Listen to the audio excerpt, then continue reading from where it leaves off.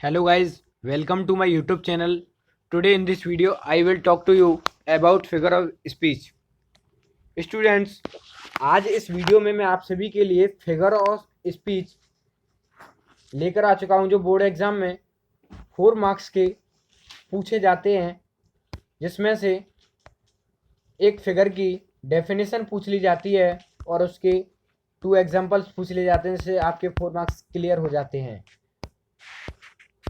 अगर आपने मेरे व्हाट्सएप ग्रुप को ज्वाइन नहीं किया है तो आप ज्वाइन कर लें। उसकी लिंक मैंने डिस्क्रिप्शन बॉक्स में डाल दी है, वहाँ से आप ज्वाइन कर सकते हैं। Let's start the video. मैंने अभी आपको बताया था कि इस प्रश्न के अंतर्गत 3 अलंकार दिए जाते हैं, जिन्हें हम अंग्रेजी में फिगर ऑफ स्पीच बोलते हैं। आपको इनमें से किसी एक को 2 उदाहरण देकर परिभाषित करना है। यह प्रश्न 2+2 अर्थात 4 अंक का है। तो मैं समझ सकता हूँ इसमें कुछ डिफाइन करना है। Define and illustrate any one of the following figure of speech. तो इसमें सबसे पहला आता है सिमली, जो बोर्ड एग्जाम में भी पूछ लिया जाता है, जो 12 में आया था, 14, 17, 18 में भी आया था। तो इस simile expresses comparison between two unlike object और इवेंट्स बोल सकते हैं। Usually the comparison is express the way using like such as just as. इन शब्दों का प्रयोग किया जाता है। तो मैं बोल सकता हूं कि जो अलंकार होता है, उपमा अलंकार जिसे बोलते हैं, 2 विभिन्न प्रकार की वस्तुओं की तुलना की जाती है और जिसमें एज लाइक एंड सो शब्दों का भी समानता प्रकट करने वाले शब्द होते हैं, इनका भी प्रयोग किया जाता है। तो फॉर एग्जाम्पल के मैं देख सकता हूं कि I wandered lonely as a cloud. तो मैं बोल सकता हूँ, मैंने कहा था कि एज लाइक सो का प्रयोग होगा, यूज होगा, तो यूज इसमें हुआ है। Childhood is like a swiftly passing dream, तो चाइल्डहुड में भी हुआ है। इस प्रकार आप सभी एग्जाम्पल्स को देख सकते हैं, जो आपको सरल लगे, उचित लगे, आप उसको बोर्ड एग्जाम में लिख कर आ सकते हैं, जिससे कि आपके इसमें एक तो डेफिनेशन के 2 मार्क्स और इसके भी 2 मार्क्स क्लियर हो जाएं, तो 4 मार्क्स आप आसानी से ले आए। तो नंबर 2 मैं बात करता हूँ मेटाफर, जिसे मैं रूपक अलंकार बोल सकता हूँ। A metaphor is an employed simile. और दूसरी डेफिनेशन देखें, in a metaphor 2 things are compared but the word of comparison are not used. जो शब्द से, वर्ड से एज लाइक सो उनका प्रयोग नहीं होगा। मैं बोल सकता हूँ रूपक अलंकार में तुलना की जाने वाली शब्दों के एक मान लिया जाता है, और जिसमें जो शब्द होते थे पहले एज लाइक सो, उनका प्रयोग नहीं किया जाता है। तो मैं बोल सकता हूँ, जो एग्जाम्पल्स आप देख सकते हैं, childhood is a swiftly passing dream. मैंने आपको बताया था पहले इसमें लैक का प्रयोग हुआ था, परंतु अब लैक का प्रयोग नहीं हुआ, क्योंकि इसमें जो शब्द हैं, समांतर प्रकट करने वाले शब्द हैं, एज लाइक सो, उनका प्रयोग नहीं होगा।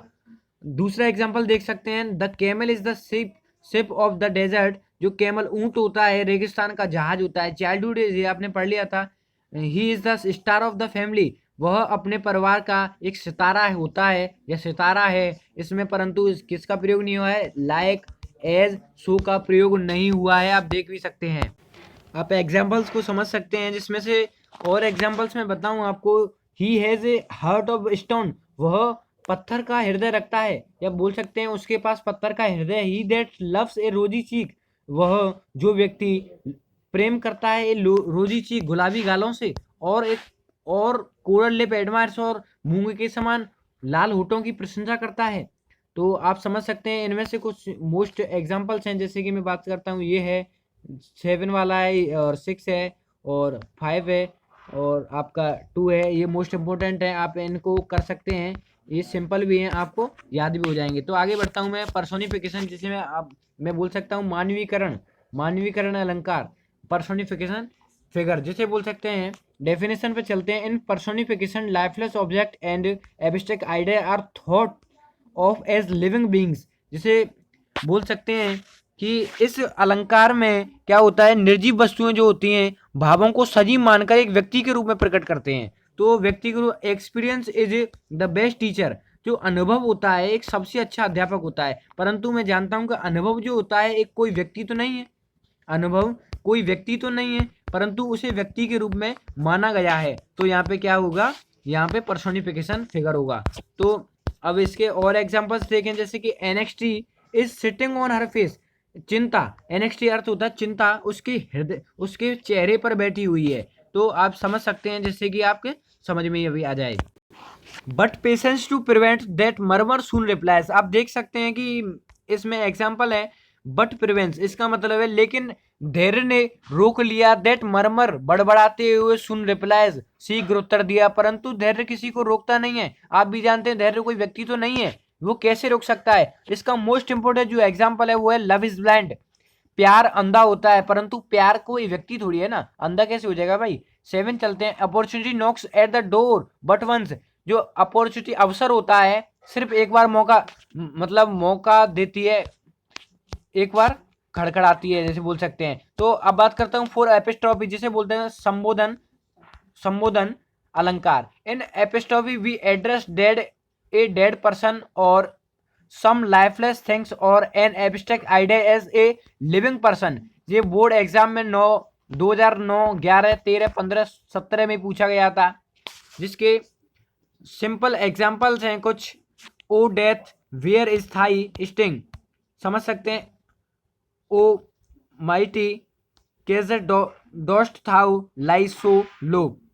ओ liberty what crimes have been committed in the name. तो इस प्रकार हम समझ सकते हैं, ये भी मोस्ट इंपोर्टेंट है, आप इनको कर लेना।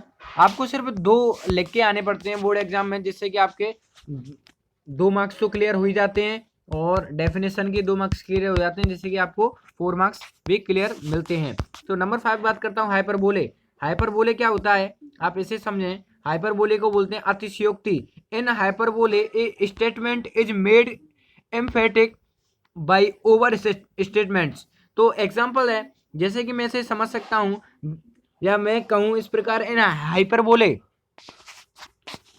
Hyperbole things are shown as greater और लेस, बेटर और वर्स देन दे, बोल सकते हैं। या फॉर एग्जाम्पल देखें, सी वेप्ट ओशियन, वह रोई, वह महासागरों के समान रोई, मतलब वह ऐसे रोई कि आंसुओं के महासागर भर गए। Reverse of blood फ्लाउड in the battle, battle बोल सकते हैं, युद्ध में खून की नदियां बह गई, परंतु खून की नदियां तो भाई बहती नहीं है। तो इस प्रकार ही बताया जा रहा है। I have not seen my brother for ages. तो नंबर 6 चलते हैं, आपको ये भी क्लियर हो गया होगा। अगर नहीं समझ में आए, आप वीडियो को दोबारा से देख सकते हैं, जिससे कि आपको क्लियर समझ में आ जाए। तो आगे बढ़ते हैं। ऑक्सीमोरन नंबर 6 है, ऑक्सीमोरन। ऑक्सीमोरन को बोलते हैं विरोधाभास, विरोधाभास अलंकार। इन ऑक्सीमोरन, जिसे आप बिल्कुल क्लियर समझ सकते हैं, ऑक्सीमोरन बिल्कुल सिंपल होता है, जिसे बोलते हैं विरोधाभास।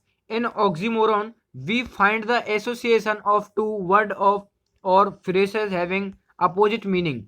तो इस अलंकार में एक ही वस्तु में 2 परस्पर विरोधी शब्द होते हैं, विरोधी गुणों को दिखाया जाता है। जैसे कि मैं समझ सकता हूँ, why are you regularly irregularly, मतलब रेगुलरली का होता है रोजाना, और उसका मतलब रोजाना, मतलब रोजाना भी है और रोजाना नहीं भी है, तो इसका मतलब ये हो गया। तो सी इज फीलिंग स्वीट पेन, वह मीठा दर्द महसूस कर रहा है। अब को वह मीठा दर्द महसूस कर रही है। अब आप ही बताएं, किसी का दर्द मीठा होता है क्या? कोई दर्द को चक्कर देखता है कैसा होता है, मीठा है या कड़वा है, कोई चक्कर तो देखता नहीं है। या बोल सकते हैं कि लाइफ इज बिटर स्वीट, जीवन कड़वा मीठा है। जीवन आपने कभी खाया है क्या? जीवन आपने कभी चखा है? कड़वा लगा आपको, मीठा लगा, ये यही है, जिसे बोलते हैं ऑक्सीमोरन, विरोधाभास होता है।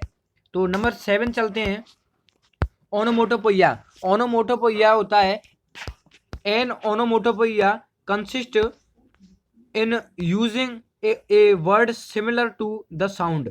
तो इसमें साउंड होता है। तो ये 9 में भी आया था, 10 में, 12, 13, 18 में भी आया था। आई heard water lapping on the craze, बोल सकते हैं I hear the humming of बीस।